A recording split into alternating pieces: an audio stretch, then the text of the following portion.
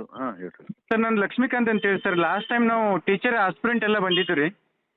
ಹೌದೌದು. ಒಂದು 2-3 ಸಲ ಬಂದಿತ್ತು ಸರ್. ಅಂದರೆ ಪ್ಯೂರ್ಲಿ ಶಿಕ್ಷಕರ ನೇಮಕಾತಿ ಸಿ ಇ ಟಿ ಮತ್ತು ಟಿ ಇ ಟಿ ಮೇಲೆ ಆಗಲಿ, ಮತ್ತು ಬಿ ಎಡ್ ಅಂಕಗಳನ್ನ ಕೈ ಬಿಟ್ಟು ನೇಮಕಾತಿ ಮಾಡಲಿ ಅಂತೇಳಿ ಬಂದಿದ್ದೀವಿ ಸರ್ ಲಾಸ್ಟ್ ಟೈಮ್ ನಿಮ್ಮ ಹತ್ರ ಸರ್. ಹೌದು ಹೌದೌದು. ಸರ್ ಈಗ ಅದು ಈಗ ಹೆಂಗಿದೆ ಅಂದರೆ ಸರ್, ಡಿಗ್ರಿ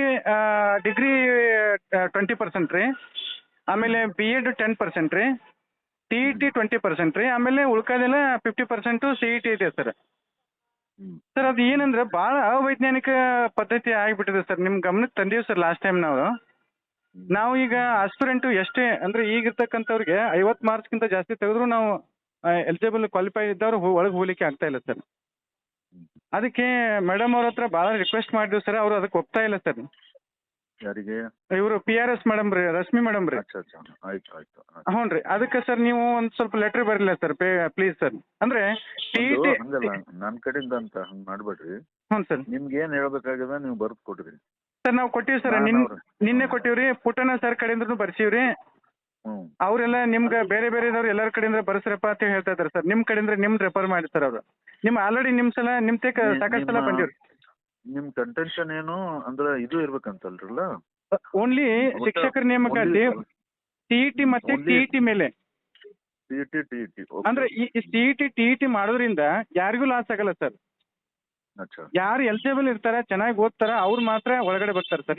ಇವಾಗ ಏನಾಗ್ತಿದೆ ಅಂದ್ರೆ ಸರ್, ಡಿಗ್ರಿ ಒಳಗೆ ಈಗ ಆಟೋನಮಸ್ ಸ್ವಾಯತ್ತತೆ ಕಾಲೇಜುಗಳು ಇದಾವಲ್ಲ ಸರ್, ಅವರೆಲ್ಲ 95, 96 ಎಲ್ಲ ಪಡ್ಕೊಂತಾರೆ ಸರ್.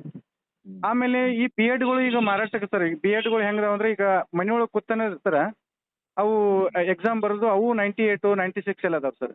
ಈಗ ಅವ್ರನ್ನ ಮತ್ತು ಸಿ ಇ ಟಿ ಮತ್ತು ಸಿ ಇ ಟಿ ಇದಕ್ಕೆ 50-50 ಅಂತೀರಾ, ಎಷ್ಟು ಅಂತೀರಾ? ಇಲ್ಲ ಸರ್, ಸಿ ಇ ಟಿ ಒಂದು 80% ಮಾಡಲಿ ಸರ್, ಟಿ ಇ ಟಿ 20% ಮಾಡಲಿ. ಈಗ ನೆರೆ ರಾಜ್ಯ ಆಂಧ್ರ ಮಾಡಿದ್ ಸರ್, ತೆಲಂಗಾಣ ಮಾಡಿದ್ ಸರ್.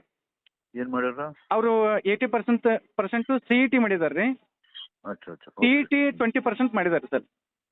ಅದನ್ನೆಲ್ಲ ಮೇಡಮ್ ಅವ್ರಿಗೆ ನಾವು ಕೊಟ್ಟಿವಿ ಸರ್, ನಿನ್ನೆ ಮನೆ ಕೊಟ್ಟು ಬಂದೀವಿ ರೀ.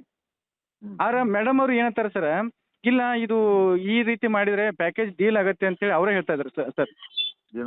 ಪ್ಯಾಕೇಜ್ ಡೀಲ್ ಆಗತ್ತೆ ಅಂತ ಹೇಳ್ರಿ, ಡೀಲ್ ಆಗತ್ತೆ ರೀ, ಎಕ್ಸಾಮ್ಗಳು ಡೀಲ್ ಆಕಾವತ್ತು ರೀ. ಅವ್ರಿಗೆ ನಾವು ಏನು ಹೇಳಿದ್ವಿ ಅಂದ್ರೆ ಸರ್, ಪ್ಯಾಕೇಜ್ ಡೀಲ್ ಆಕತ್ತೆ ಅಂದ್ರೆ ರೀ, ನಮ್ಮಲ್ಲಿ ಡಿಸ್ಕ್ರಿಪ್ಟಿವ್ ಅಂತೇಳಿ ಒಂದು 100 ಮಾರ್ಕ್ಸಿಗೆ ಬರವಣಿಗೆ ಇರ್ತದೆ ಸರ್. ಅದನ್ನ ಹೆಂಗೆ ಡೀಲ್ ಮಾಡಕ್ಕೆ ಬರುತ್ತೆ ಸರ್? ಅದನ್ನ ಡೀಲ್ ಮಾಡಕ್ಕೆ ಬರೋದಿಲ್ಲಲ್ರಿ. ಅದಕ್ಕೆ ಸರ್ ಮೇಡಮ್ ಅವ್ರಿಗೆ ಸರ್ ದಯಮಾಡಿ ನಮ್ಮ ಸಹಾಯಕ್ಕೆ ಬನ್ನಿ ಸರ್ ನೀವು. ಯಾಕಂದ್ರೆ ಭಾಳಷ್ಟು ನಮ್ಮ ಸಮಸ್ಯೆಗಳು ಕರೆಕ್ಟ್ ಅದ ಕೇಳಿ.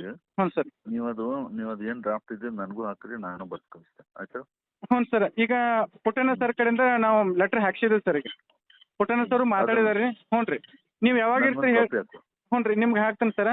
ನೀವು ಯಾವಾಗ ಸರ್ ಬೆಂಗಳೂರಿಗೆ ಬರ್ತಿರಲ್ಲ, ಅವಾಗ ನಾವು ಬರ್ತೀವಿ ಸರ್ ಎಲ್ಲರೂ. ಆಯ್ತು ಆಯ್ತು. ಹ್ಞೂ ರೀ. ನಾನು ಬರೋ ಮಂಗಳವಾರ ಇರ್ತೇನೆ. ಮಂಗಳವಾರ ಅಂತ ಸರ್. ಅವ್ರು ಏನಂತಾರೆ ಅಂದ್ರೆ ರೀ, ಆಲ್ರೆಡಿ ಸರ್ಕಾರ ಕಳ್ಸೀವಿ ನೋಡೋಣ, ಅದು ಅಂದರೆ ನಾವು ಕಳ್ಸೀವಿ ಈಗ ರಾಜ್ಯಪತ್ರದಲ್ಲಿ, ಅಂದರೆ ಸರ್ಕಾರಕ್ಕೆ ರೆಫರ್ ಮಾಡಿದ್ದೀವಿ, ರಾಜ್ಯಪತ್ರದಲ್ಲಿ ಬರ್ತೈತಿ, ಅದಕ್ಕೆ ಅಬ್ಜೆಕ್ಷನ್ ಬೇಕಾದ್ರೆ ಹಾಕ್ಯಾಕ್ರಿ ನೀವು ಅಂತಂದ್ರೆ ರೀ. ಅದಕ್ಕೆ ಸರ್ ನೀವು ಒಂದು ಸ್ವಲ್ಪ ಮೇಡಮ್ ಅವ್ರ ಹತ್ರ ಮಾತಾಡ್ತೀರಿ ಅಂದರೆ. ಮಾತಾಡ್ತೀನಿ. ಹ್ಞೂ ಸರಿ ಸರ್, ನಿಮ್ಗೆ ಲೆಟ್ರ್ ಕಳಿಸ್ಕೊಡ್ತೇನೆ. ಆಯ್ತು. ಹ್ಞೂ ಸರಿ.